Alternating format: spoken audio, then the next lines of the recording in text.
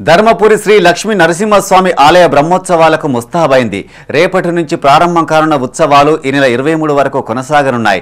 ఇందుకోసం అధికారులు అన్ని ఏర్పాట్లు పూర్తి చేశారు. రాష్ట్ర నలుమూలల నుంచే కాక ఇతర రాష్ట్రాల నుంచి పెద్ద ఎత్తున భక్తులు తరలివచ్చే అవకాశం ఉండడంతో ఎలాంటి ఇబ్బందులు తలెత్తకుండా అధికారులు ప్రత్యేక ఏర్పాట్లు చేశారు.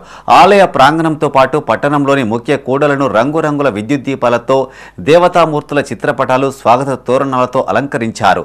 గోదావరి తీరంలో త్రాగునీరు, చలవ పందిళ్లు, bio toilets, dress changing rooms ఏర్పాటు చేశారు.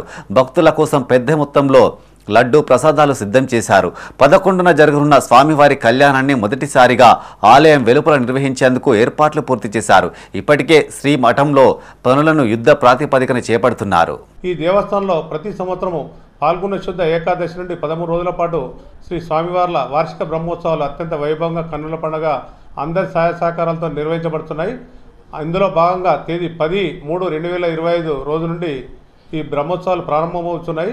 ఈ బ్రహ్మోత్సవాలలో ముఖ్యంగా తేదీ 11/3/2025 మంగళవారం రోజున గోధూలి సుముహూర్తమైన శ్రీ స్వామివార్ల కళ్యాణోత్సవం, అదేవిధంగా 14/3/2025 నుండి 16/3/2025 వరకు 3 రోజుల పాటు దేవస్థానం ముందు గల బ్రహ్మ పుష్కరంలో శ్రీ స్వామివార్ల తెప్పోత్సవం, డోలోత్సవ కార్యక్రమాలు, అదేవిధంగా తేదీ 19/3/2025 రోజున రథోత్సవ కార్యక్రమం కన్నుల పండుగగా నిర్వహించబడతాయి. సుమారు 3 లక్షల పైబడి భక్తులు విచ్చేస్తారని మేము భావిస్తున్నాం. భక్తుల సౌకర్యార్థం అన్ని ఏర్పాట్లు దేవస్థానం పక్షాన అన్ని ఏర్పాట్లు చేయబడుతున్నాయి.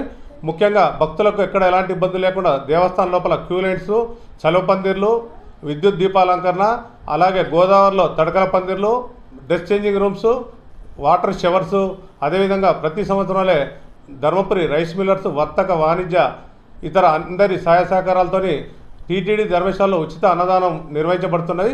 ఇతరులకు ఎలాంటి ఇబ్బంది లేకుండా అన్ని చర్యలు చేపడుతున్నాం.